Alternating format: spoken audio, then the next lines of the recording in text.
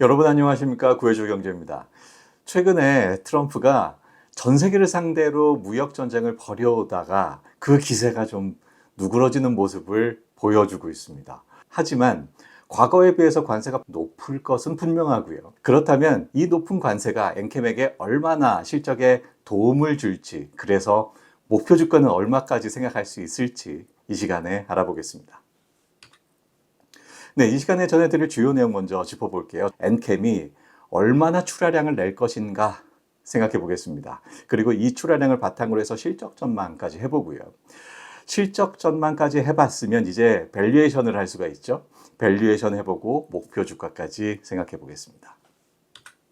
지금부터는 출하량을 전망해 보려고 합니다. 그 출하량을 바탕으로 실적 전망하고 또 밸류에이션 할 수 있고 목표 주가까지 설정해 볼 수 있죠. 자, 이렇게 시장 상황이 이렇고 시설 투자에 이만큼 투자를 해서 그래서 출하량을 얼마나 할 수 있을 것인가 알아보겠습니다. 또 가정들이 필요한데 주요 가정만 몇 가지 짚어보면요. 생산량은 곧 출하량이다라고 가정했습니다. 엔캠이 주력하고 있는 전해액의 특성은 이 신선도가 매우 중요합니다. 그래서 미리 재고를 재워두지 않는 것이 특징이죠. 그래서 재고는 없고 출하량은 곧 생산량이다 같다라고 가정했고요. 그리고 지난 3년간 22년부터 24년간 엔캠의 확정적인 매출 있죠. 여기에 출하량까지 고려를 하면 전해액의 단가가 나옵니다. 이 전해액 단가 그리고 지역별 가동률까지 추정을 해봤습니다. 그리고 2025년 이후 앞으로 시장 전망과 엔캠의 캐파 계획, 여기에 미국 관세 정책 등까지 고려해서 앞으로 미국 시장에서 엔캠이 아주 크게 그 시장을 확대한다라고 가정했고요. 그리고 미국 외에는 중국 업체들이 아주 그 가격 공세가 더더욱 심해질 것이다라고 예상했습니다. 미국 시장을 잃은 중국 업체들이 미국 시장 외에 다른 시장에서는 이렇게 아주 공격적으로 나오겠죠. 그래서 이렇게 가정을 했고, 그리고 엔캠의 지역별 출하량 그리고 점유율까지 그런 시장 전망, 캐파 계획, 미국 관세 계획 등을 통해서 그 출하량과 점유율까지 생각을 해봤습니다. 이렇게 해서 도출된 각 지역별 출하량을 보면요. 2024년에는 엔캠이 4만 9천 톤을 생산했다라고 밝히고 있습니다. 그리고 각 지역별로는 그 표에서 보시듯 한국은 좀 미미하고요. 그리고 중국이 빨간색인데요. 1만 7천 톤, 미국이 1만 6천 톤, 유럽이 1만 5천 톤으로 평가가 되고요.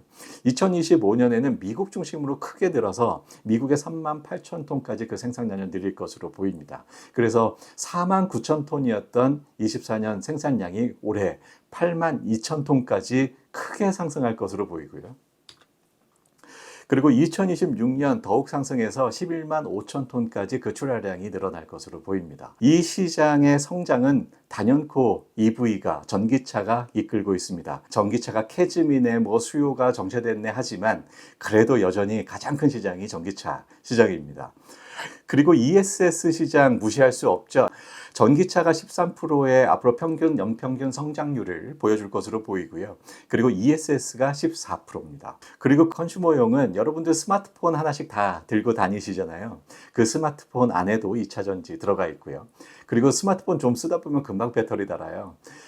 보조 배터리도 하나씩들 또 많이들 들고 다니십니다. 이 보조 배터리가 요즘은 무선 충전이 되는 보조 배터리들 많이 나와서 굳이 케이블을 연결할 필요도 없고 또 다리도 달려 있어서 무선 충전하면서 다리를 펼쳐서 거치대 역할까지 하는 그런 아이디어 상품들, 보조 배터리들 많이 볼 수 있습니다.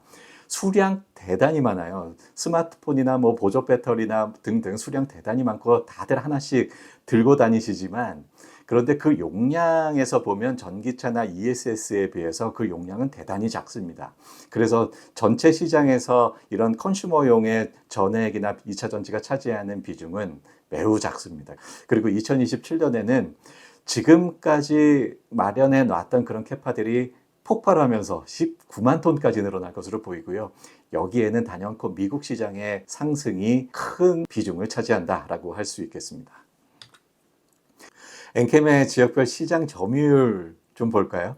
앞서서 전 세계 시장 물량이 있었고요. 또 각 지역별로 엔캠의 출하량 있었습니다. 출하량을 전 세계 시장으로 나누면 비중 나오죠. 그렇게 해서 그 비중을 도출을 해보면 미국은 8%, 또 미국 외 시장은 3%의 시장 점유율을 작년까지 가지고 있는 것으로 평가가 되고요. 25년, 26년, 27년에 걸쳐서 미국 시장이 아주 가파르게 그 점유율을 늘릴 것으로 보입니다. 그래서 13%, 16%, 23%까지, 27년에 23%까지 미국 시장은 늘릴 것으로 보이고, 그리고 미국 외 시장에서는 그 시장 점유율을 가파르게 늘리기는 어렵지 않을까라고 생각을 합니다. 바로 중국 때문인데요. 미국 시장을 잃은 중국이 다른 지역에서 아주 거센 물량 가격 공세를 펼치지 않을까 싶고요. 그래서 느리기는 느리겠습니다만 아주 크게 느리기는 어렵지 않을까 생각합니다. 그래서 전체 시장에서 엔캠이 차지하는 시장 점유율은 24년에 3%로 평가가 됐는데요. 27년에 9%까지 늘어날 것으로 보이고요. 이렇게 크게 시장 점유율을 늘릴 수 있었던 데는 미국 시장이 있다라고 하겠습니다. 네, 지금부터는 실적 전망 해보려고 하는데요. 앞서서 시장 전망이며 캐파, 투자 비용, 출하량 전망, 또 시장 점유율까지 이런 온갖 것들을 예상을 해봤습니다. 이런 내용들을 바탕으로 해서 실적 전망 해보고요. 밸류에이션 통해서 목표 주가까지 설정을 해보겠습니다. 실적 전망을 하기 위해서는 또 몇 가지 가정이 필요한데요. 매출은 출하량 전망 앞서서 해봤죠. 여기에 예상 단가를 곱해서 매출을 뽑아봤고요. 그리고 투자에 필요한 금액은 전액 다 부채로 충당한다라고 가정했습니다. 그래서 여기에서 발생하는 금융 비용들 있죠. 이런 것들을 다 비용으로 추계를 했고요. 또 감상비가 여기로부터 또 추계가 되죠. 이 감상비는 전년도 말 캐파 증가량과 같다라고 생각했습니다. 전년도까지 준비됐던 캐파가 올해부터 그 캐파의 감상비가 시작된다라고 가정하는 거고요. 그리고 IRA 인플레이션 감축법이죠. 여기에 AFPC 세액공제 있습니다. 엔캠의 경우 전액은 생산 비용의 10%까지 세액공제를 해주는데요. 트럼프가 AMPC 세액공제 이거 되게 싫어하잖아요. 그래서 리스크가 있습니다. 그래서 예상되는 세액공제액의 50%만 실적에 반영을 했고요. 그리고 향후 파생상품 평가손익은 없다라고 가정을 했는데 이거 무슨 얘기인지 잠시 후에 자세하게 말씀드리겠습니다. 엔캠이 발표한 작년 실적을 먼저 볼게요. 매출은 3,657억 원으로 발표를 했고요. 그리고 영업이익은 적자입니다. 653억 원 적자를 봤습니다. 그런데 순이익이 무려 5,712억 원이나 적자다라고 밝혔는데요. 그런데 이 중에서 4,838억 원이 파생상품 평가 손실이다라고 얘기를 했습니다. 실제로 돈이 나간 건 아니고 장부상으로 평가 손실 4,838억 원을 반영했다라고 하는데요. 그런데 이 평가 손실이 뭐냐면 전환사채를 발행을 했는데 이 전환사채가 시장가하고 전환가하고 차이가 나면 이 차액을 손실로 인식을 합니다. 그래서 이 손실 4,838억 원을 장부상으로 반영을 해서 순이익이 무려 5,712억 원이다라고 얘기를 하고 있는데 이 장부상 평가 손실을 제외하고 나면 나머지 874억 원이 순손실인 것으로 영업상 순손실인 것으로 평가가 되죠. 자, 이렇게 그 파생상품 큰 손실이 작년에 났습니다. 이러한 파생상품 평가 손실이 앞으로는 없다라고 가정을 했다라는 그런 의미가 앞서서 가정을 소개해 드리면서 말씀드렸던 내용이고요. 시장이 회복되고 미국 시장이 빠르게 개척하면서 올해는 6,897억 원 매출을 올릴 것으로 기대하고요. 그리고 영업이익은 520억 원 흑자 예상합니다. 그리고 순이익으로는 344억 원 흑자를 예상하고요. 그리고 2026년까지 2025년 6년 2년간 투자를 대폭 확대를 하죠. 2027년에는 크게 그 매출이 증가할 것으로 예상됩니다. 그래서 매출은 27년에 1조 7,300억 원 수준까지 증가할 것으로 예상하고요. 그리고 영업이익은 3,421억 원, 순이익은 2,634억 원까지 상승할 것으로 기대합니다. 그래서 2025년은 흑자 전환의 한 해다라고 평가를 할 수 있고 25년, 26년 투자를 대폭 확대하는 두 해가 되고요. 그리고 2027년에는 이 두 해 동안 크게 투자를 확대한 효과가 나타남으로써 실적이 아주 급증하는 한 해가 될 것이다 라고 정리할 수 있겠습니다. 네, 이러한 실적 전망을 바탕으로 해서 밸류에이션 해보고 목표 주가 생각해 보겠습니다. 그 목표 주가는 실적이 아주 크게 증가하는 2027년 실적을 기준으로 해서 평가를 해보려고 하고요. 그리고 밸류에이션 방법은 EV/EBITDA 밸류에이션을 해보려고 하는데요. 간단히 소개를 해드리면 EV는 기업 가치고요. EBITDA는 현금 창출 능력입니다. 만약에 1년에 100억씩 현금을 창출하는 회사가 있는데 이 회사가 1000억 원의 기업 가치를 평가받고 있다면 EV/EBITDA 멀티플 10으로 정의를 할 수가 있고요. 그리고 현금 창출 능력은 영업이익의 감상비 더해서 구합니다. 영업이익은 현금 창출 능력이 맞는 것 같은데 감상비는 왜 더하냐? 감상비가 사실은 매년 장부상으로만 터는 돈이지 실제로 나가는 돈은 아니잖아요. 그래서 이렇게 현금 흐름을 볼 때는 감상비는 항상 더합니다. 그래서 현금 창출 능력을 볼 때는 영업이익의 감상비를 더해서 구하고요.